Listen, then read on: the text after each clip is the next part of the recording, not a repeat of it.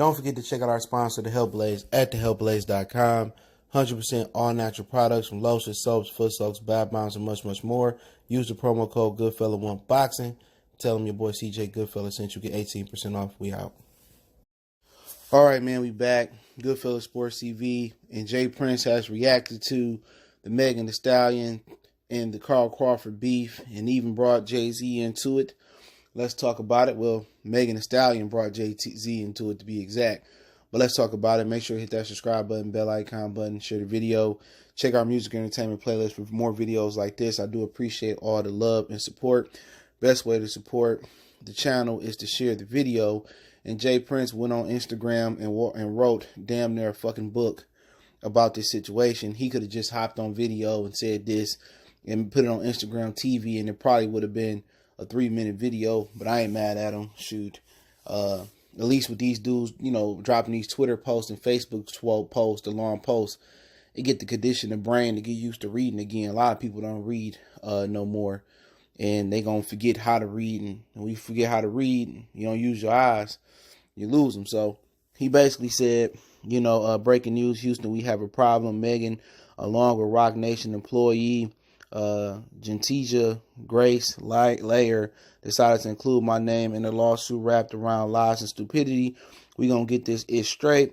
Now let's deal with the root of the issue. The root is a familiar one for me, coming from a successful independent record label perspective. We as independent record label make many sacrifices along with our artists. After we do all the hard work with the artists, it's a known fact that the major record labels and established managers attempt to poach the fruits of our labor. One of the first things they do is criticize the deal that raised that artist from the dead. These record labels and managers don't want ish to do with these artists until the hard work, risk, and sacrifice and resources have been spent by the little guy. This is the same technique of the culture vulture. I didn't allow this to happen to me when New York and LA record labels attempted to take my artists, so they labeled me malicious for fighting back. I didn't allow it then, so damn sure ain't gonna allow it to happen to 1501 Records, or that's Carl Crawford record label, the baseball player, or any of the other independent record labels that I'm associated with. So yeah, same thing I just said in my other video, my couple videos I did, or the video I did about Carl Crawford responding. Okay, this is nothing new in the industry. It happened to DJ Drama and DJ Cannon when Jay-Z and Roc Nation poached Lil Uzi Vert with them. They brought him up and they spent all the resources and did all the hustling and distributing his music, and they came and snatched them. So it ain't nothing new. This is the record business. You know, and when you fight back, especially as a black man, like he said, you label malicious, you label hard to work with, but he continues on. For the record, we have no problem with negotiating with Megan, but we do have a problem with dictators. I find it very interesting that Roc Nation would allow their employees to sign an affidavit and statement full of slanderous lies on my method of doing business when we have partnered together on several occasions. I don't think Jay-Z is aware of this, but only time will tell. Megan, even though she signed the affidavit, talked down and lied in court documents on me. I understand how lawyers brainwash artists to milk them of funds and lawsuits that they know they can't win.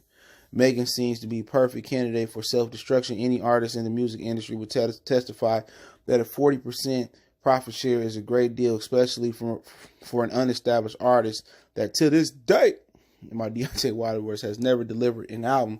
So I didn't know she never delivered an album. That's crazy. But usually, you know, album sales don't do too well like they used to. So you can just drop a whole bunch of free stuff. But, you know, Young Berg, you know, he go by Hitmaker now. And he said it was a good deal. You know what I'm saying? So I'm not, for unestablished artists, I'm not sure what a good and a bad deal is. People saying it was worse than a 360 deal, but at the end of the day, you're talking about people who don't know nothing about the industry. You know, the artists don't have no money, so the record label is really fronting the sack for the engineers and for the mixers and for the production and stuff of that nature. Who you think paying for all these beats? The record label pay for them. Megan Thee Stallion, you know, left out that she owed Carl Crawford $2 million. And now she getting $100,000 a show. How does that happen? That doesn't happen without 1501 Records. Without 1501 Records, there's no interest from Roc Nation. Without 1501 Records, She's still going to school at Texas State University, and she going to get her degree. She's not a rapper no more. But these rappers, you know, they get some money, or they start feeling themselves and getting hot, and all of a sudden they doesn't need nobody for nothing but the record label front all that money. That's what people don't understand. But he goes on. To end this, I give credit to where credit is due. Megan, all along with her mother, who evidently could read, God rest her soul, negotiated a good deal. I extend my hand to meet with Megan, T. Fierce, and Team Pursley for further negotiation. Unfortunately, it never happened, even though we are all in Houston, because she's being controlled by the very people who started this ish. The homie Carl was an angel in Megan's eyes when he was spending hundreds of thousands investing in her career. Now that he's helped her become a successful artist, she stopped paying him his percentage and views him as the devil. I'm glad. Money don't make me. I make the money. Yeah, and that's because, you know, when he's talking about he make the money, it's because he old enough to know that. He wise enough to know that. At some point, when you get that money, you know, you rich, the money make you. But when you get old enough, you go through trials and tribulations, and you young, like Megan Thee Stallion, you know, the money make it hurt right now. But eventually, the industry and the ups and downs and the road I roll is going to transfer over to I make the money. That's just a maturity thing.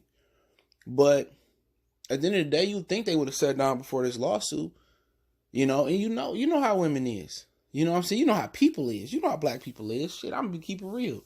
I'm gonna generalize right here. You pay somebody some money, you help them get on their feet, and then they turn on you like a wild savage animal, like a wild dog. They turn on you.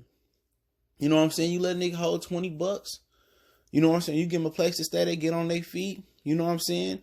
You know, you asking for the $20 back, or you need the same return down the road. All of a sudden, you know, oh man, you know, no man, I can't do that for you. You know, they don't want to give you the same helping hand. This is why I always regret working, helping motherfuckers out, because it always comes back and backfire.